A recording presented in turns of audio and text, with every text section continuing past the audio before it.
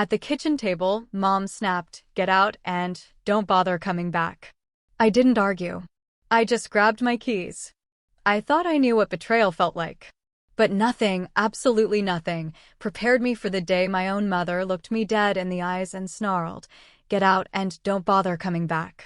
That single moment didn't just unravel my life, it shattered my entire understanding of family. Just 3 weeks later, my dad called, his voice tight with panic, asking why the bank had frozen their mortgage. How I got from being a hopeful 23-year-old college grad to essentially homeless, battling my own parents over financial fraud, is a story I never thought I'd live to tell. It all started just 8 weeks before everything blew up. I just walked across that stage at my college graduation, diploma clutched tight, feeling like the entire world was finally mine. My business degree had been earned, for years of late nights, working part-time, fueled by endless cups of bad coffee. My dad, Gregory, he was beaming from the audience, whistling so loud our whole row laughed. My mom, Pamela, was beside him, smiling politely, but I caught her checking her watch more than once.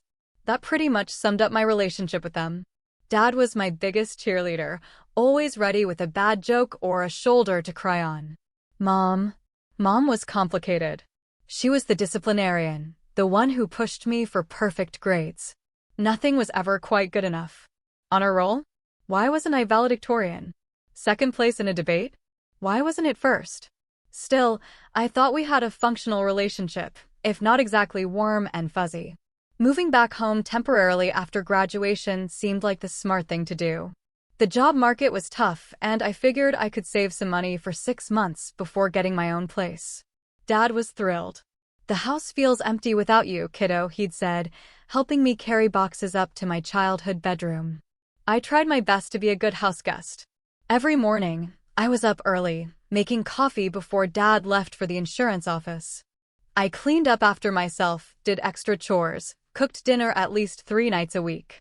Mom would come home from her administrative job at the hospital, looking exhausted, and I really hoped my help eased some of her stress. Then, 2 weeks after I moved back, I landed a job interview at Wilson Financial, a respected firm in our town. The interview went so well, they offered me a position on the spot. The salary was better than I expected for entry level, and they even offered partial tuition reimbursement for an MBA. The only catch? They needed me to start in 3 weeks, not immediately, because they were finishing a system transition. That evening, I brought home a cake to celebrate. Dad popped open a bottle of champagne he'd been saving. And for once, even Mom seemed genuinely happy for me. She asked about the benefits package, seemed impressed. "Well, it seems like all those tuition payments finally paid off," she said, which, coming from her, was basically a standing ovation. We had a family dinner that felt like old times, before the subtle tension had crept into our household. Dad told stories, Mom actually laughed at his jokes. I felt a surge of hope that maybe, just maybe, this new chapter would actually improve things between us. During those 3 weeks before my job started, I tried to make myself indispensable around the house. When Dad mentioned having trouble with their online banking, I spent an entire afternoon patiently walking them through setting everything up. They weren't tech-savvy at all, and I showed them how to create secure passwords, how to navigate the bank's website. "This is why we had kids," Dad joked, built-in tech support. Mom watched carefully as I showed them how to check their accounts and pay bills online. She even asked several questions about security, seemed really concerned about identity theft. I reassured her that as long as they used strong passwords and didn't share information, they'd be fine. Looking back, I should have noticed the signs. Mom had been acting increasingly tense for weeks. She'd take phone calls in hushed tones, quickly hanging up if I walked into the room. Mail would disappear from the counter before I could see who it was addressed to. But I just chalked it up to her usual work stress, maybe combined with having an adult daughter back in the house. The weekend before everything fell apart, we'd gone to my Aunt Susan's house for a family barbecue. Dad's sister had always been so kind to me, and she made a big fuss about my new job. Mom was unusually quiet, and on the drive home, she and Dad had a whispered argument I couldn't quite hear from the back seat. When I asked if everything was okay, Dad forced a smile and said it was just boring adult stuff. I wish I had pushed harder. I wish I had seen what was coming. But I had no idea that in just a few days, my mother would be screaming at me to get out of her house, and my entire world would be turned upside down. The morning everything began to unravel started like any other. I woke up early, made coffee, scrolling through my phone at the kitchen table when Mom came downstairs. She didn't say good morning, which wasn't unusual, but what happened next definitely was. I went upstairs to shower and get dressed. And when I came back to my room, there she was, Mom, going through a stack of my mail I'd left on my desk. She had my bank statement open in her hands. "What are you doing?" I asked, utterly stunned to find her rifling through my personal documents. She didn't even look embarrassed. "This is my house, Amanda. I can look at whatever I want. That's my personal mail. You can't just go through my things." She folded the statement, placing it back on the desk with deliberate slowness. "When you pay the mortgage, you can have privacy." I stood there, mouth open, as she brushed past me and out of the room. This wasn't like her. My mother could be cold and demanding, but she'd always respected basic boundaries. Something was very, very wrong. Later that morning, while I was applying for an apartment I'd found online, I overheard my parents arguing in their bedroom. I didn't mean to eavesdrop, but their voices carried down the hallway. "She's going to find out eventually, Pamela," my father said, his voice tight with stress. "She doesn't need to know anything. It's handled." My mother hissed. "How is it handled?" "The calls are coming to the house now." "Lower your voice. This is not her problem." "Of course it's her problem. You made it her problem when you decided to." Their voices dropped too low for me to hear the rest. But one phrase came through clearly in my mother's sharp tone. "She owes us." I owed them? For what? Sure, they'd helped with some of my college expenses, but I'd taken out substantial student loans as well. I'd never been under the impression that their support came with hidden strings attached. When Dad came downstairs later, I tried to ask him what was going on. "Is everything okay with you and Mom? I heard you arguing." He looked tired, the lines around his eyes deeper than usual. "It's nothing for you to worry about, sweetheart. Just some bills piling up.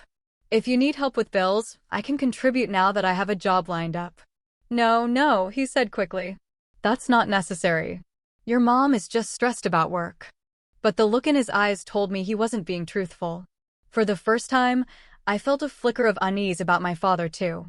He'd always been my ally, the parent I could count on. Now he seemed to be hiding something. That afternoon, I checked all my bank accounts and credit card statements online.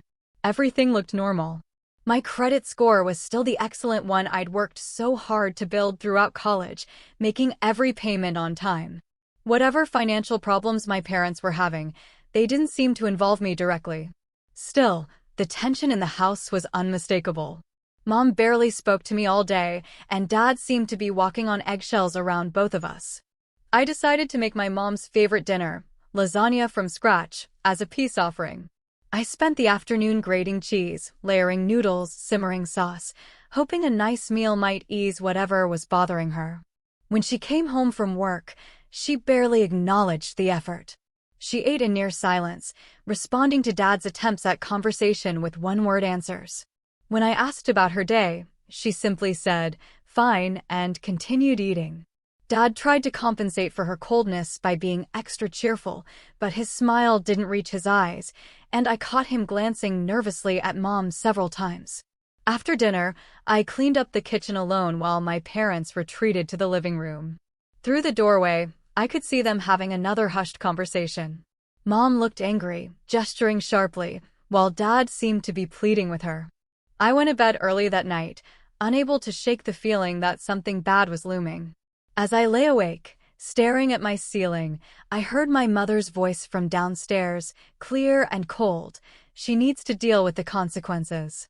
I didn't know what consequences she meant, but I would find out all too soon. The next evening was when everything exploded.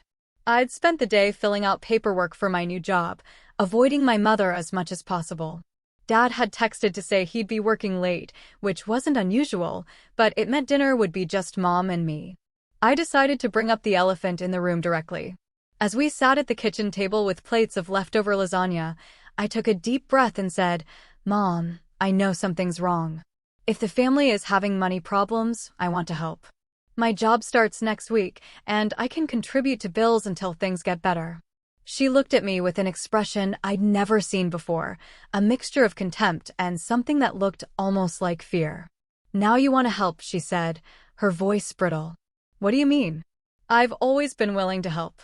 Stop playing innocent, Amanda. It doesn't suit you. I put down my fork, completely confused. I honestly don't know what you're talking about. She laughed, but it wasn't a happy sound. Let me refresh your memory. Platinum rewards card. $5,000 credit limit. Opened 18 months ago. Ring any bells? I don't have a platinum rewards card, I said slowly, a cold feeling spreading through my stomach. Don't lie to me, she snapped, her voice rising. The account is in your name. Mom, I swear I don't know anything about that card.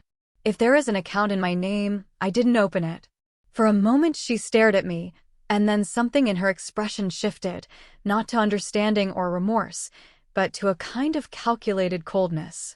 If that's how you want to play it. Your father and I opened the card. We needed it for some expenses, and our credit wasn't good enough to qualify.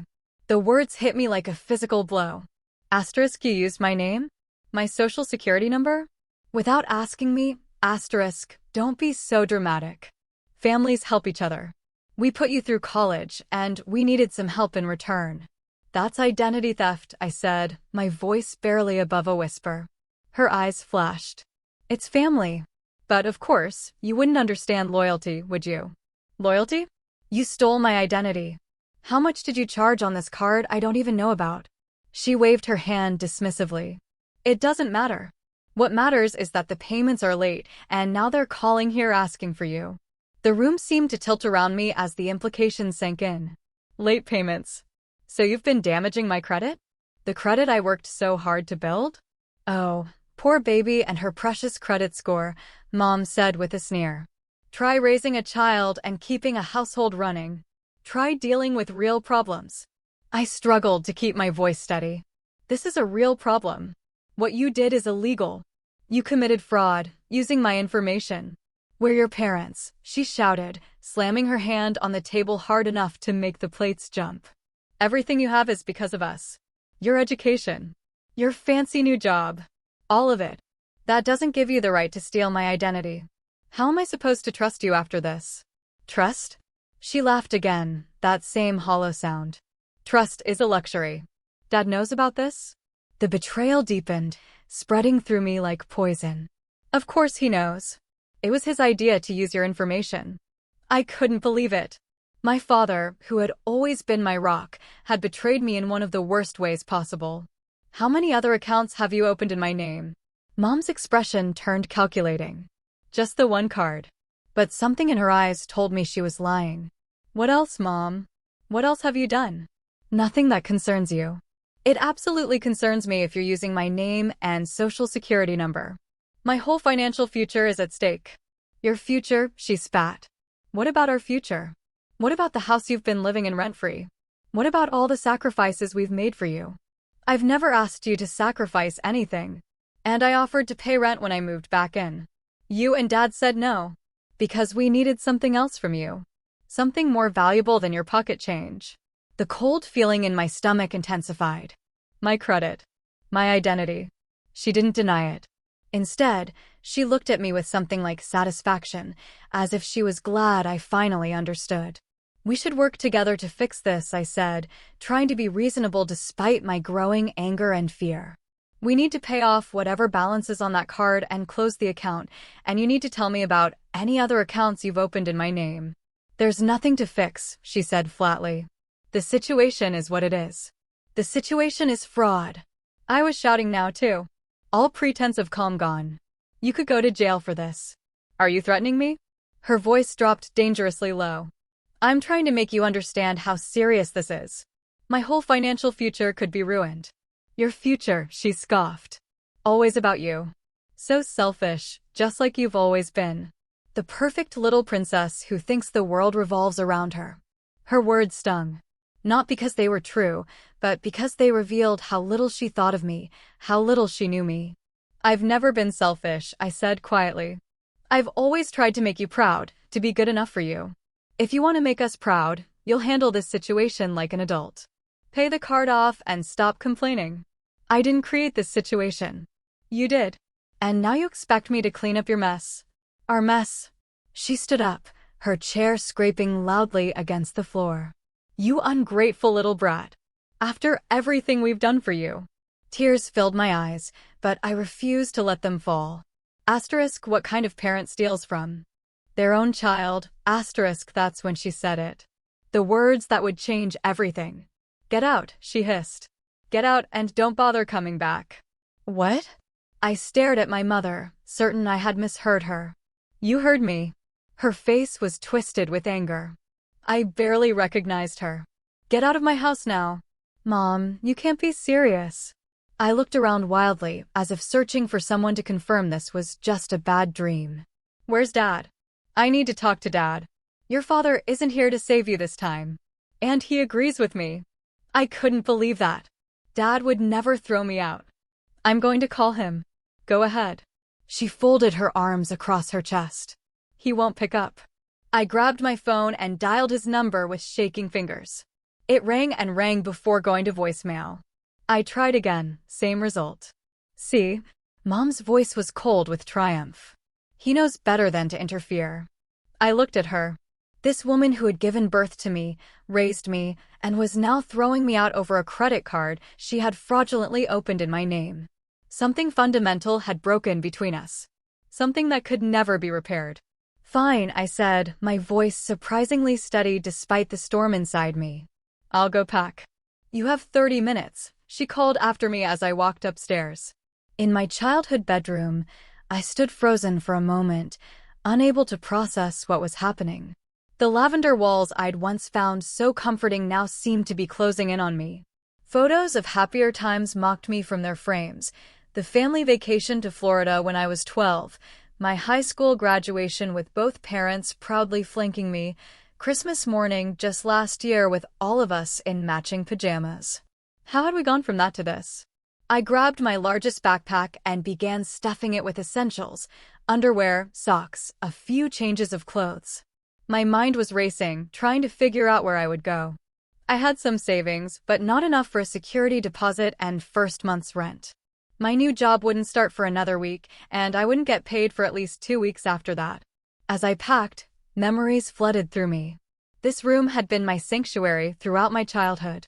The window seat where I'd read hundreds of books, the desk where I'd studied for the SATs, the closet where I'd hidden when I wanted to escape my mother's criticism. And now I was being forced to leave it all behind. I grabbed my laptop, chargers, toiletries. What else would I need? I had no idea how long I would be gone, or if I would ever come back. The thought made me pause, a pair of jeans clutched in my hands. This might be the last time I ever saw this room. I opened my dresser drawer to grab more clothes and noticed something odd. The folder where I kept my important documents was missing. My birth certificate, social security card, passport, all gone. With growing dread, I searched every drawer, looking under the bed, checking the closet. Nothing. I stormed downstairs, finding my mother in the living room calmly watching television, as if she hadn't just shattered our family. Where are my documents? I demanded. She didn't even look at me. What documents? My birth certificate, social security card, passport. They're gone from my room. Those are our documents, she said. We're keeping them safe. They're mine. I couldn't believe what I was hearing. I need them for my job, for an apartment. You should have thought of that before you turned on your family. I stood there speechless, with rage and disbelief. She was punishing me for discovering her fraud by withholding my identity documents. Give them to me, I said, my voice low and dangerous. Now or what? She finally looked at me, her expression almost amused. You'll call the police? Tell them your mother is keeping your documents? They'll laugh you out the door. She was probably right. But I couldn't leave without trying. I marched past her toward their bedroom, determined to find my papers. Don't you dare go in there, she shouted, following me. I ignored her, yanking open their dresser drawers, searching through the papers on their desk. Nothing. She grabbed my backpack, which I'd set down during my search. Time's up. Get out. Not without my documents. They're not here, she said, tossing my backpack at me. "And you're not welcome here anymore." I lunged for my backpack, but she held onto one strap. We struggled for a moment, and then the bag tipped, spilling its contents across the floor. My clothes, toiletries, and laptop tumbled out.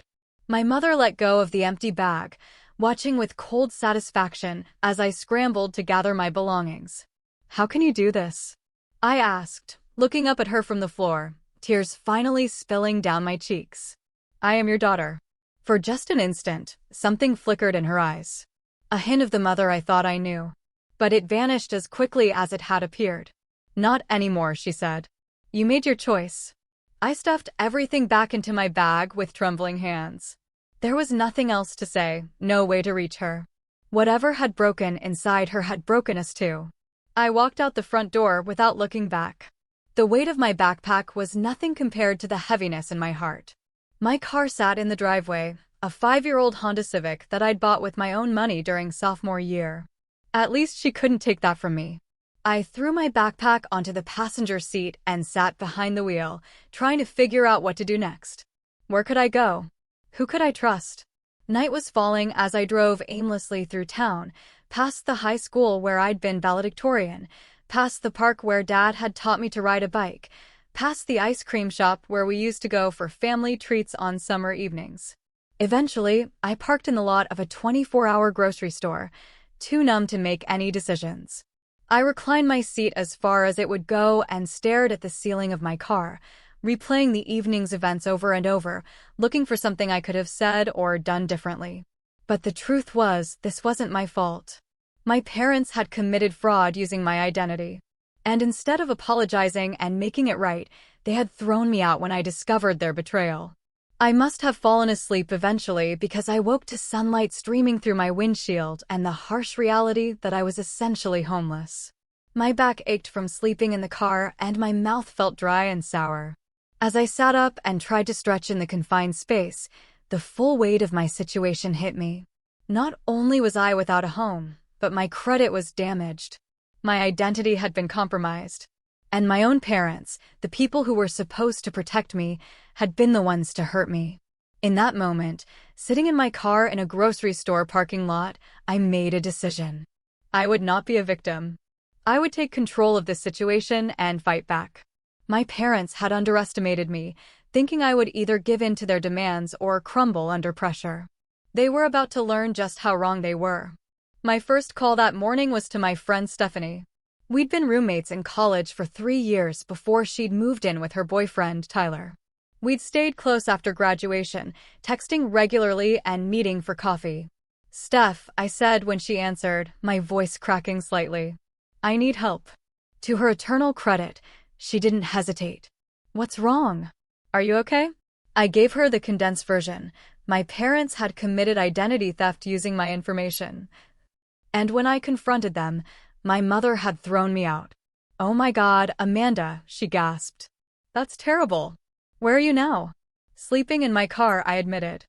I didn't know where else to go. "Come here," she said immediately. "You can stay with us as long as you need to." Relief washed over me. "Are you sure? What about Tyler?" "Tyler adores you, and he'll be furious when he hears what happened. Get over here now. I'll make coffee and breakfast." 20 minutes later, I was sitting at Stephanie's kitchen table, a mug of hot coffee warming my hands as I told her the full story.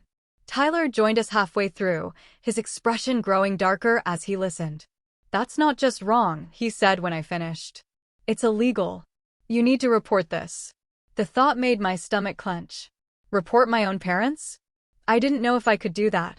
Stephanie reached across the table and squeezed my hand. "I know it feels awful, but they committed fraud, Amanda. They stole your identity. If you don't report it, you could be held responsible for whatever debt they've racked up in your name. And who knows how many accounts they've actually opened," Tyler added. "You said your mom claimed it was just one credit card, but she was already lying to you about everything else." They were right, and I knew it. But the idea of potentially sending my own parents to jail made me physically ill.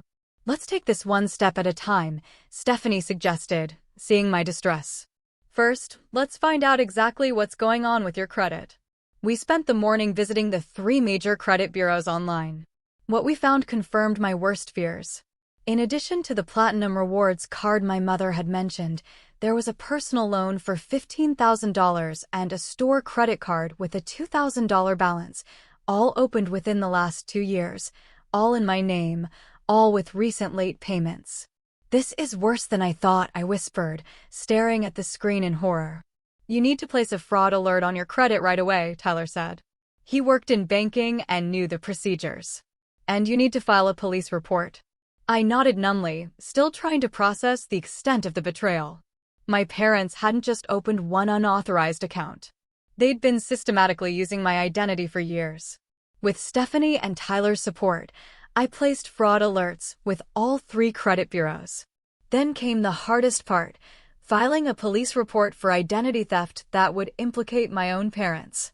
The officer who took my report was kind but matter-of-fact.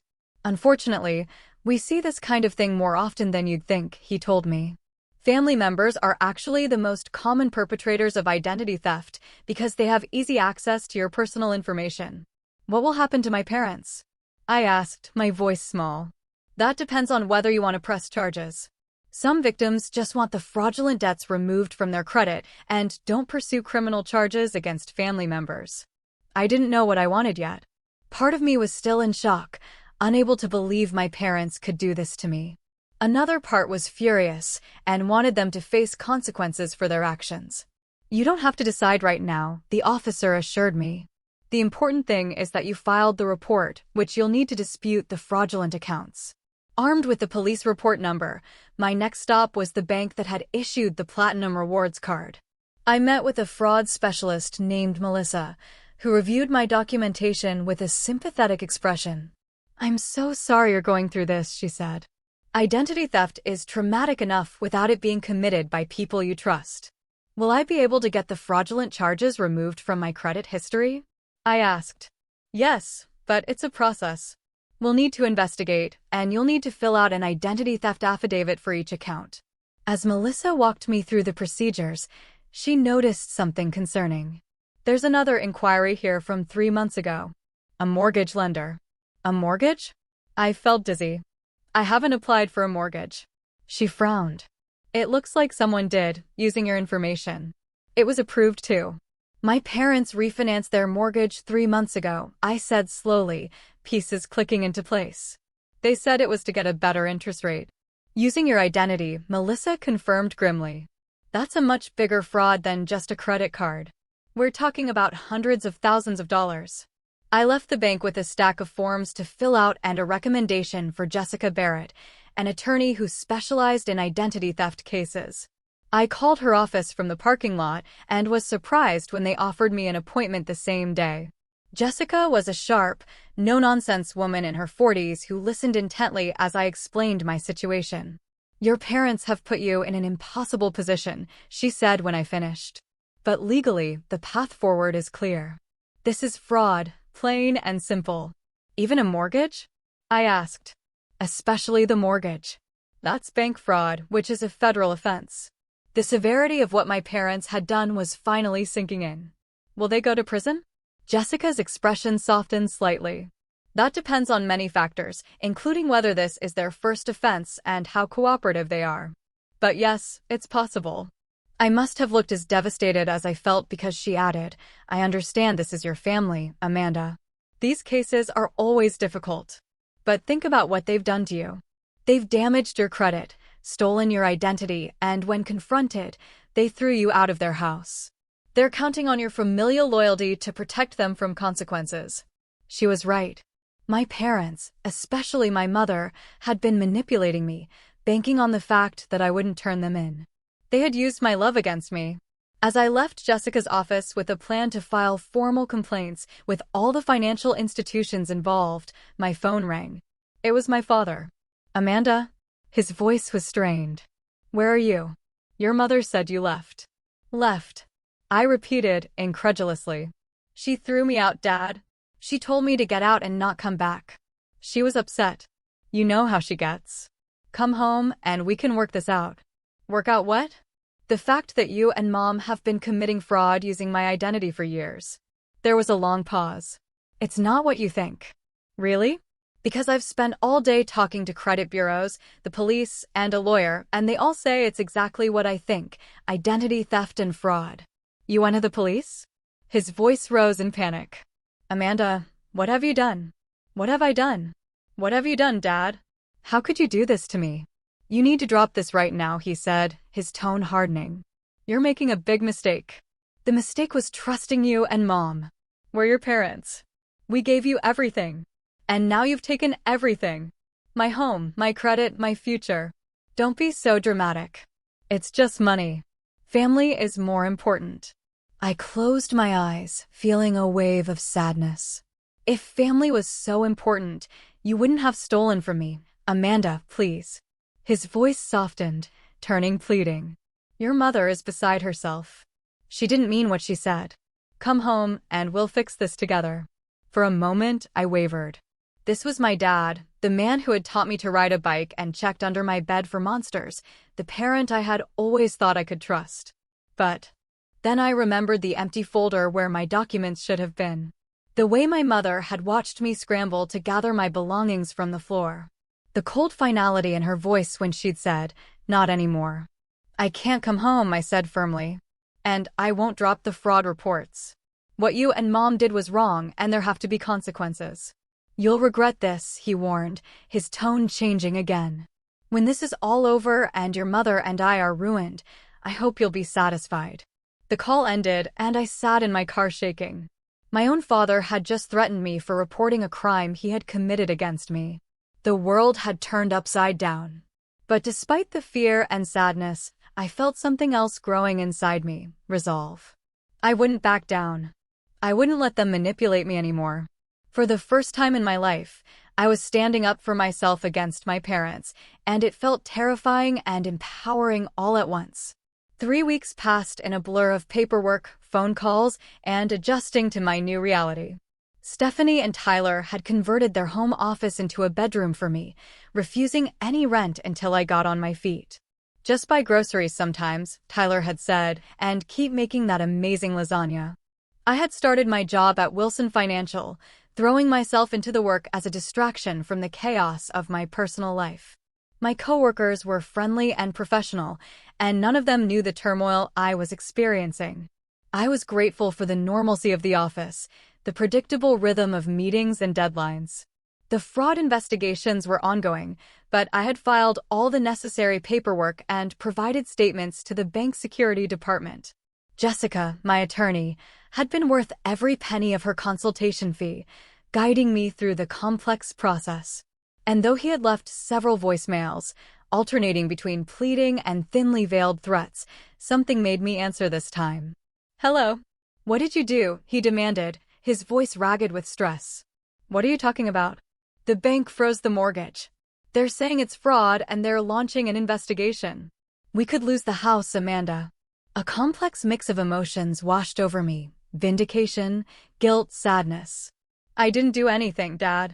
You and Mom did this when you used my identity to refinance your mortgage without my knowledge or consent. We were desperate, he shouted. The house was underwater after the market crash, and we couldn't qualify for a refinance on our own. Your credit was our only option. You should have talked to me, asked for my help. Instead, you committed fraud and then threw me out when I discovered it. Your mother threw you out, not me, he said, his voice dropping. I would never have done that. But you didn't stop her, I pointed out. You didn't pick up when I called. You didn't stand up for me. There was a long silence. I couldn't, he finally said. Things are complicated. Explain it to me then. Make me understand how my own parents could do this to me. He sighed heavily. It started small. Just one credit card, when the hot water heater broke and we didn't have the money to replace it. Your mother suggested using your information since our credit was shot after my medical bills a few years back. I remembered my father's hospitalization for pneumonia when I was in college. How worried we had all been. But I hadn't known about any financial problems stemming from it. We planned to pay it off before you ever knew about it, he continued. But then other things came up: the roof, the car transmission. Before we knew it, we were in over our heads, and the mortgage. The bank was threatening foreclosure, I prompted. We were 3 months behind on payments. Using your identity for the refinance it was your mother's idea. But you went along with it. Yes, he admitted. I went along with it. I was weak and scared of losing our home. I closed my eyes, trying to process this new information. Why didn't you just tell me? I would have helped if I could. Your mother wouldn't hear of it. She said we shouldn't burden you with our problems. He paused. And if I'm being honest, I was ashamed. What kind of father can't provide for his family without stealing from his daughter? The raw pain in his voice made my throat tight. Despite everything, I still loved my father. He had made terrible choices, but at least he seemed to recognize that now. The bank investigator came to the house today, he continued. He said all our accounts are frozen pending the fraud investigation. We can't access any of our money, Amanda. And your mother, she's not handling it well. What do you mean? He lowered his voice. There's something I never told you. Your mother has had a gambling problem for years. Online poker, mostly. That's where a lot of the money went. The revelation stunned me. My strict, controlling mother, a gambling addict? It seemed impossible, but it would explain so much. The secrecy, the financial problems, the desperate measures. The stress of the investigation has made it worse, Dad continued. She's barely sleeping, barely eating, just glued to her phone, trying to win enough to fix this mess. She needs help, Dad. Professional help. I know, he said quietly. I've known for a long time. But whenever I bring it up, she shuts down completely. I felt a surge of conflicting emotions. Pity for my mother's addiction, anger at my father's enabling, frustration that they had dragged me into their dysfunction. I'm sorry about the mortgage and the accounts being frozen, I said finally. But I couldn't let the fraud continue. My entire financial future was at stake. I understand, he said, surprising me. You did what you had to do. What we did was wrong, and now we're facing the consequences. For the first time since this whole nightmare began, I felt a glimmer of hope that my relationship with my father might eventually heal. He wasn't making excuses anymore. He was accepting responsibility. What will you do now? I asked. Try to negotiate with the bank. Sell the house if we have to. Get your mother some help. He sounded tired but resolved. And try to make things right with you if you'll let me. I don't know if things can ever be right again, I said honestly. But I'm willing to talk. That's all I can ask for, he replied. I love you, Amanda. I never stopped. Not for a moment. After we hung up, I sat on my temporary bed in Stephanie and Tyler's converted office, processing everything I'd learned. My mother's gambling addiction cast her actions in a different light, not excusing them, but at least explaining some of her desperation and irrationality. That evening, I told Stephanie and Tyler about my conversation with my father. A gambling addiction? Stephanie said, shaking her head. That actually makes sense. Remember how your mom always had those headaches during family events and would disappear for hours with her phone? I hadn't made that connection, but now that Stephanie mentioned it, it was a clear pattern. My mother had always been intensely private about her phone, clutching it constantly and taking it even to the bathroom. Do you think you'll reconcile with your dad? Tyler asked. Maybe someday, I said. But not with my mom. At least not until she gets help and takes responsibility for what she did. And definitely not until all of this legal and financial mess is sorted out. Over the next few weeks, my life began to stabilize. I found an affordable apartment not far from work and signed a lease, using the limited credit I still had. The fraud alerts had protected me from any new accounts being opened, and the investigations were proceeding, with the fraudulent accounts slowly being removed from my credit report. Jessica had helped me secure new copies of my birth certificate and social security card, allowing me to get a replacement passport as well. Piece by piece, I was reclaiming my identity. My father called weekly, updating me on their situation.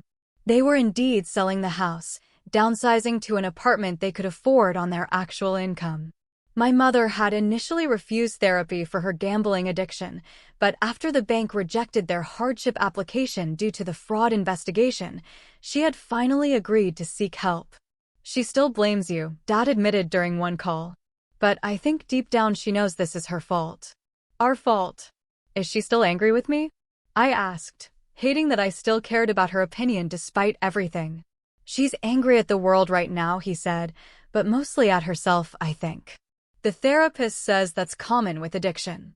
The anger is a shield against shame. It was strange to hear my father talking about therapy and addictions so openly. In our family, problems had always been hidden, denied, or blamed on someone else. This new honesty, though born from crisis, felt like a positive change. As my coworkers became friends, I gradually shared parts of my story with them. Their support was unexpected and touching. Diane from accounting offered to review my credit reports with her expert eye.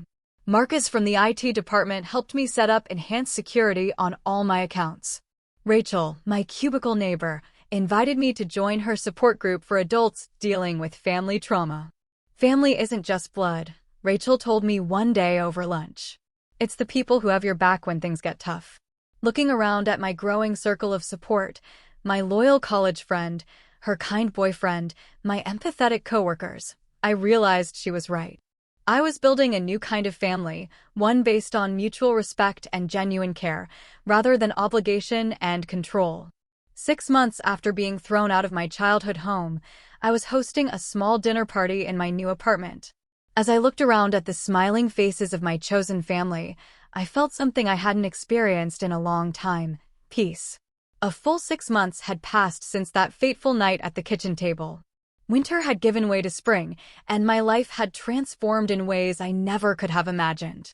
My apartment was small but cozy, decorated with secondhand furniture and plants that Stephanie had helped me pick out. The walls were painted a soft sage green, nothing like the lavender of my childhood room, but comforting in their own way. It was the first space that was truly mine, unmarked by my mother's criticisms or my father's well-meaning but enabling presence. The identity theft investigations had concluded, with all fraudulent accounts removed from my credit report. My credit score was slowly recovering, though Jessica had warned me it would take time to fully rebuild. The most important thing was that I was back in control of my financial identity. As for my parents, they had faced serious consequences. The bank had pursued the mortgage fraud aggressively, resulting in my mother being charged with bank fraud. Due to it being her first criminal offense and her agreement to enter a gambling addiction program, she had received probation rather than jail time.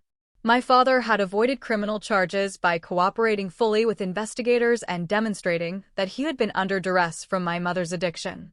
They had sold the house where I grew up, using the proceeds to pay off their legitimate debts. They now lived in a small apartment across town.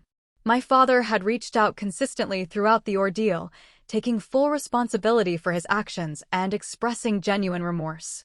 After 3 months of maintaining boundaries while processing my own feelings, I had agreed to meet him for coffee. That first meeting had been awkward and emotional, with both of us breaking down in tears at different points. But it had also been healing, the beginning of a new, more honest relationship. "I failed you," he had said simply. "As a father, my job was to protect you, and instead, I helped hurt you. I will spend the rest of my life trying to make that right, if you'll let me." I had set clear boundaries from the start. "I'm willing to work on our relationship, Dad, but only if you respect my autonomy completely. No more secrets, no more financial entanglements, no pressure to reconcile with Mom until I'm ready, if ever." He had agreed to everything, grateful for any chance to be part of my life again. My mother was a more complicated story. Her gambling addiction had been more severe than anyone had realized, with tens of thousands of dollars lost over the years. The therapist she was seeing as part of her probation had diagnosed her with not just addiction, but narcissistic tendencies that made it difficult for her to acknowledge the harm she had caused. I had received one letter from her, grudgingly accepting some responsibility, but also attempting to justify her actions as necessary sacrifices for the family.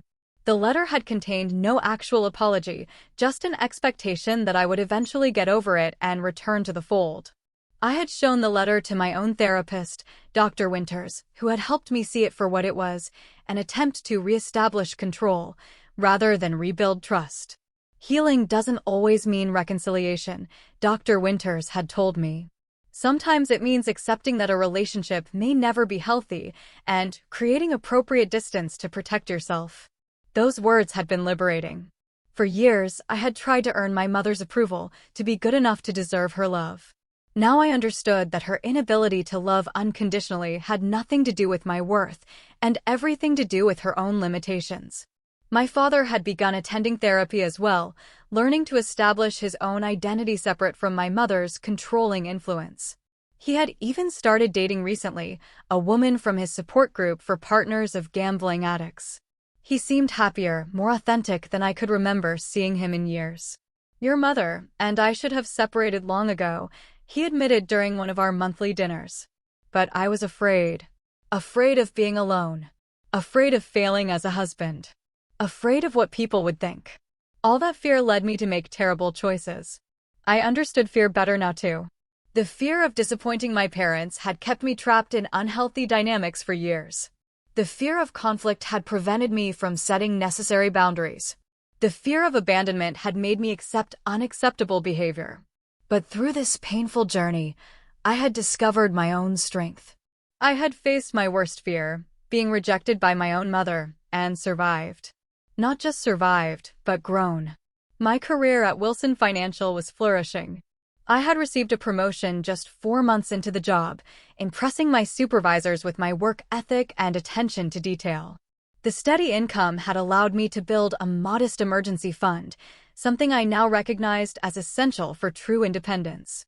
I had also discovered a passion for financial literacy, volunteering at a local community center to teach young adults about credit, budgeting, and identity protection. Turning my painful experience into a way to help others had been unexpectedly healing. "You have a gift for explaining complex financial concepts in relatable terms," the program director had told me. "Your students really connect with your story." Sharing my experience publicly hadn't been easy, but each time I saw the light of recognition in someone's eyes, the realization that they weren't alone in their family financial struggles, it became a little easier. One unexpected outcome of the whole ordeal had been my father's growth in financial independence. After decades of deferring to my mother on money matters while she secretly gambled away their savings, he was learning to manage his own finances responsibly. I had helped him set up a secure budget and savings plan, and he had stuck to it faithfully. "I should have learned this stuff years ago," he told me once. "Maybe if I had taken more responsibility for our finances, things wouldn't have spiraled so far out of control." There was truth in that, but I reminded him that my mother's addiction wasn't his fault. "You can't control someone else's choices, Dad. You can only control your own." That had become something of a mantra for me over the past 6 months. I couldn't control my mother's refusal to truly acknowledge the harm she had caused. I couldn't control the fact that some extended family members had taken her side, believing her version of events where I was the ungrateful daughter who had cruelly reported her own parents to the authorities. I couldn't control how long it would take for my credit to fully recover. But I could control my own choices, my own boundaries, my own healing. Tonight, as I looked around at the friends gathered in my apartment, I felt a deep sense of gratitude. Stephanie and Tyler were cuddled together on my small couch. Marcus from IT was debating the merits of different streaming services with Rachel from work. My father was in the kitchen, proudly showing off the lasagna recipe I had taught him. These people were my real family now, some related by blood, most not, but all connected by genuine care and respect. As we gathered around my secondhand dining table, I thought about how far I had come from that terrible night when my mother had told me to get out and not come back. In trying to punish me, she had inadvertently set me free. Free from the dysfunctional dynamics that had defined our family for generations. "I'd like to make a toast," I said, raising my glass. "To new beginnings, and to all of you who helped me through the darkest time of my life. I wouldn't be where I am today without you." Glasses clinked, smiles were exchanged, and the conversation flowed easily around the table. Later, as the evening wound down and guests began to leave, my father pulled me aside. "I'm so proud of you, Amanda," he said, his eyes shining with emotion. "Not just for forgiving me, which I still don't feel I deserve, but for the way you've handled everything with such grace and strength." "I learned something important through all this," I told him. "Our worth isn't determined by what others do to us, but by how we choose to respond." I could have let what happened destroy me, make me bitter and mistrustful. Instead, I chose to use it as a catalyst for growth. He nodded, understanding in his eyes. Your mother and I, we got so caught up in appearances and what we thought we deserved that we lost sight of what really matters. Integrity, honesty, respect. You've shown more of those qualities than we ever did. As I hugged him goodbye, I reflected on the journey of the past 6 months. The pain hadn't disappeared completely. It probably never would. But it had transformed into something useful, a reminder of my resilience and the importance of choosing authenticity over appearance, truth over comfort. My mother had thrown me out, thinking it would break me or force me to comply with her demands. Instead, it had been the beginning of my true independence, not just financially, but emotionally. In losing what I thought was my only family, I had found a larger, healthier one. And in facing the betrayal of those who should have protected me, I had learned to protect myself, to stand firm in my truth, to set boundaries, to value my own well-being. That, perhaps, was the most important lesson of all. Sometimes the most painful endings lead to the most necessary beginnings. Sometimes you have to lose what you thought you needed to find what you truly deserve.